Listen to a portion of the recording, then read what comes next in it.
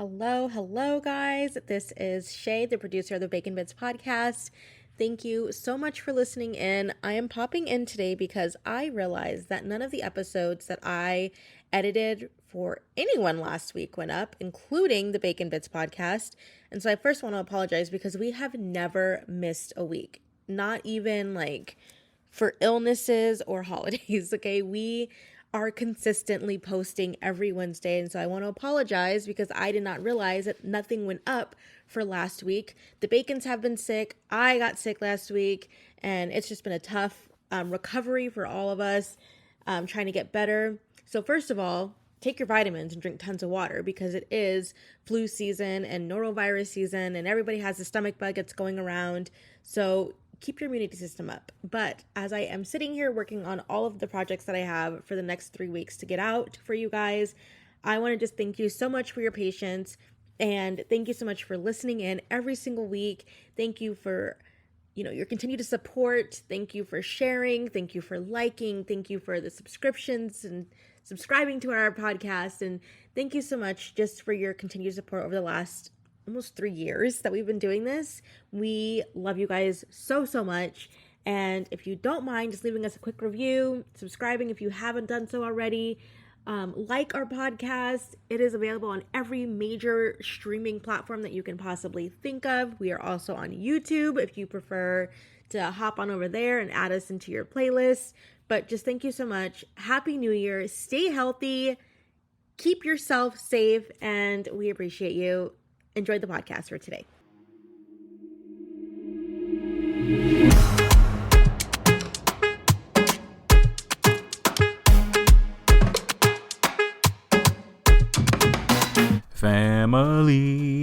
Family, welcome to the Bacon Bits podcast, where we desire for you to take the bits of information and immediately apply them to your life for success. The ground rules for our podcast is that will always be encouraging, uplifting, and informative. The areas of life that we'll be talking about on the Bacon Bits podcast is dealing with having a balanced life. And I need to hear y'all say it. Say valuable. Information applied equals success. And I'm real big on that mouth. Why is that? Because when my people, and usually I have a special fondness for alcoholics and drug addicts, and young people who are trying to get their lives together. How we get in trouble sometimes is that we will marinate in our thought process, but we won't be verbally hearing anything. So our minds have a natural tendency to think negative. They're built like that. That's just the way it is. I don't even try to, defy the rules. I have to work at being positive, encouraging, uplifting. I really do. It's a job. And I'm glad that I know that it's a job. So that means I have to put in work. So that is really big. So family, watch what you're saying out of your mouth. We have a tendency as human beings to always be saying negative stuff about ourselves. And a lot of people don't even realize it, that they say such negative stuff out their mouth towards themselves. And it's crazy because we'll say it in a minute, dumb, bonehead, knucklehead. I mean, we'll call ourselves all kind, cuss and profanity. I'm trying my best to work on my profanity here. That's why I usually don't cuss. I want my kids to listen to this so I can control it when I need to control it, which is all the time. And that's what we're going to be talking about today on this episode of the podcast, which is self-control. But family, what we have got to learn how to control us. Wait, John, I know a lot on your podcast. You talk about God and God running the show, and that is true. But family, there is 9 elements to the fruit of the Spirit. And one of the elements is self-control. Yeah, you heard me right. God said he gives you the ability to control yourself. Even though God is all encompassing, all knowing, all powerful, no question in my mind, he can do whatever he wants to do when he wants to do it. There's no question. I know that for a fact. But fam, don't forget, you're made in his image and his likeness. And just like God controls the universe, he controls so many elements of our lives. If you have his DNA, he says he's made in you're made in his image and in his likeness. That means you have self control.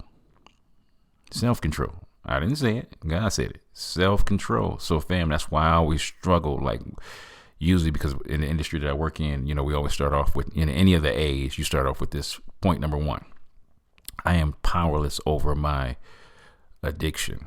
And fam, I can't teach you that. I refuse to tell you that. You have, until you take that first drink, that first hit, you have all power. Now, once you come under the influence of the drug or the alcohol, I get it. I got it now. But fam, at the beginning, you are not powerless. You have total control. I ain't never known cocaine to run up in my nose. I ain't never known alcohol to just jump down my throat. I'm the one that picked up the bottle. I'm the one that snorted the cocaine. I did that. So it's not, no, I'm powerless. I can't, I will refuse to say that out of my mouth. I get it after you've partaked in the substance. I get that.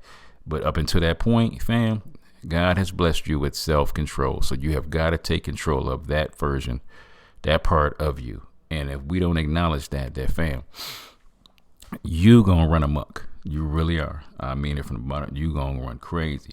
Because fam, the government is not gonna handle my finances for me. They're gonna take out taxes and do that part and, analyze what I'm making and all that. But fam, they don't control how much money you make. They don't control how you love your spouse, significant other, your kids, your family members, mom, dad, sister and brothers, aunties, uncles, nephews, nieces, cousins, grandma and granddaddy, wives, husbands, kids, they dog and a cat. They don't control that. You control that. Me with my eating, me and food. Oh my God. I know I'm not supposed to say I love food because food is an inanimate object, but I love food. I do. I have to work on saying that. I love food. But the apple I'm looking at right now while we're recording this podcast, the avocados, the bananas that I'm looking at while we're recording this podcast, even these wonderful muffins that I'm looking at while we're recording this podcast, they ain't going to just jump in my mouth. I have to literally go over there, pick the apple up and put it in my mouth for it to see I still have control. There's a lot of negative thoughts that's going to jump around in your mind every day, all day. I know that for a fact. I have to work at being positive, encouraging, and uplift. I have to work at it. My relationship with God gives me the ability to love him. And I can't do nothing unless he gives me the ability to do it. He says in his word to love him with all my heart, mind, body, and soul, and to love others as I love myself. Who has the control to love God back with? You do. Who has the ability to control, to love others as they love themselves? You do. Fam, we have got to get back to learning. Guess what? Let me control the things that I can. That's why this episode is so important to me with control, self-control. Control the things that you can, but you got to learn how to let the rest go. I know sometimes we would want to be control freaks. Woo! I get it.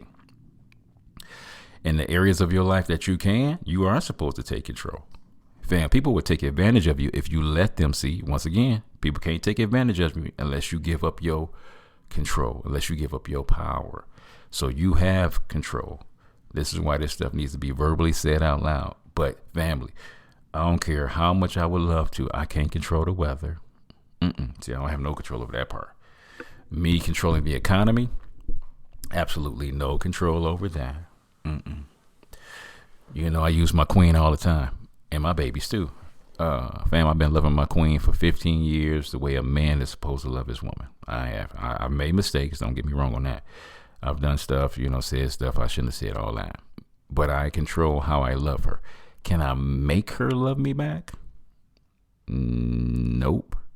So the only thing I can do is control how I love her, but I can't make her love me back. I can't make my kids love me back. They have to have a desire and a will to want to love me back on their own. So this is the cool part about life when we tell you the whole thing. You have a lot of control in your life. A lot. So what I want you to do is learn how to take your control back. Take it back. Some people are control freaks where you be trying to over control. That ain't gonna work. Like I told you, God says it in his word. We are to have dominion over the birds of the air and the fish of the sea and creatures on the ground. But he never said we're supposed to have control over each other. He never said that. He never said that. Never, never, never. Can't put words in God's mouth. He told me to love people, but I can't control them. And so I wanted to go over a couple of scriptures in the word when it comes to control, because I think it's super important that we get it, man. Like when I say super important, I mean it's crazily important to control those areas in your life that you can. So we're going to start off with Proverbs chapter 14, verse 29. It says, people with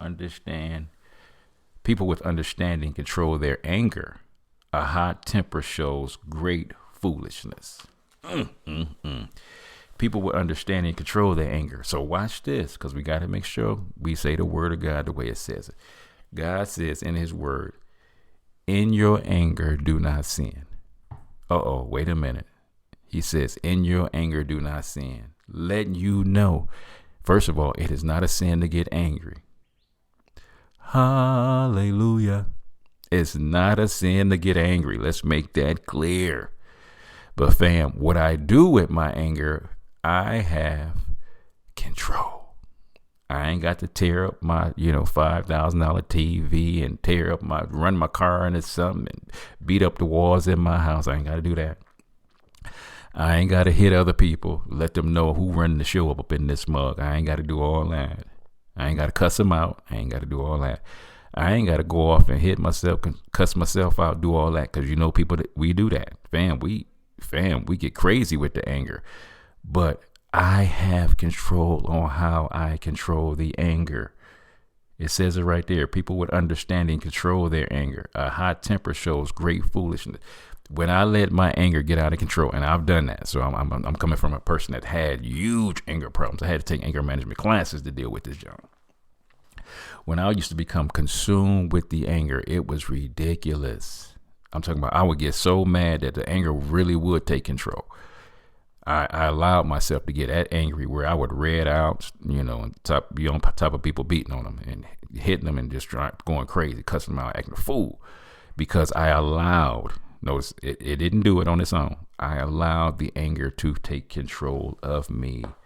So family, that is really important for you to take control with your feelings and emotions, because it will take over you if you allow it. That is super important. Acts 16 verse 32.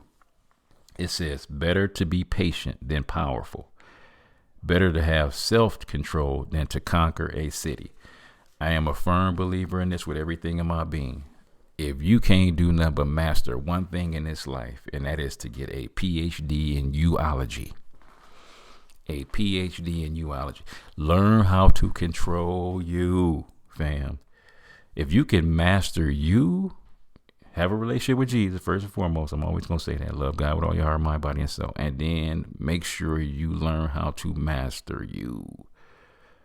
Not letting my anxiety drive me crazy, my anxious moments, not letting my depressed moments control me, not letting my anger control me, not letting my cravings and desires go crazy on eating all the food that's in my presence, for me not to be money hungry and see every little shiny thing and I want that. Fam, I have got to learn how to control me. God said it is better to be able to control you than to control a whole city. Because usually if you control a city, you're usually doing it through, like I said, if you can do it through respect, beautiful. How do most people feel they got to do it? They got to do it through anger and resentment and bitterness and all kind of stuff. And so you got to catch yourself and say, you know what? Let me have control of me. Proverbs 19:11 says, the king's anger is like sensible people control their temper. They earn respect by overlooking wrongs. Ooh, are people going to do you wrong? Yes. Are people going to do you dirty? Yes. Are people going to mistreat you? Yes. Are people going to try to take advantage of you? Yes. That's where you have to be sensible and control your anger, your temper, and overlook wrongs that's done to you. Because, fam, you don't know what people are going through, man. You don't know what people are going through. When people are driving down the street and they got that road rage and they going crazy and tripping, You don't know if the person that they trying to get to is the one. Guess what? Mom is trying to say, dad is trying to say their last words before they leave this earth. So you you tripping when they tripping ain't gonna help. Don't let people's emergencies become your urgencies. I'm big on that. Don't let people's emergencies become your urgency. Just because somebody else is tripping and stressing about them having to, go on vacation somewhere, they need to go pack and do all that other stuff, and they are stressing, don't mean you gotta stress. That's important, fam. Just because somebody else is stressing don't mean you have to stress. So you can control you. Don't forget that other person didn't make you lose self-control. Fam, you lost it for yourself. Remember when it comes to food, because I told you, I'm just being honest. I'm a foodie. I love food, and I have to watch out my late night snacking. So Proverbs 23 verses 1-3 reads as such. While dining with a ruler, pay attention to what is put before you. If you are a big eater, put a knife to your throat. Now, that's been a little overboard, but it's telling you, calm your tail down. So I'm just going to use it for me. When I go to a buffet, Lord have mercy, my eyes and my stomach be tripping because I'll be like, I'm eating all this. I'm going in. I'll be playing like it's a sport. I'm going to play 4 quarters and then I'm going in for overtime because of the ice cream and the apple pies and the cakes and all that. So I got to be super careful of that. So fam, be very careful of that and know that you have control. It says, don't desire all the delicacies, for he might be trying to trick you.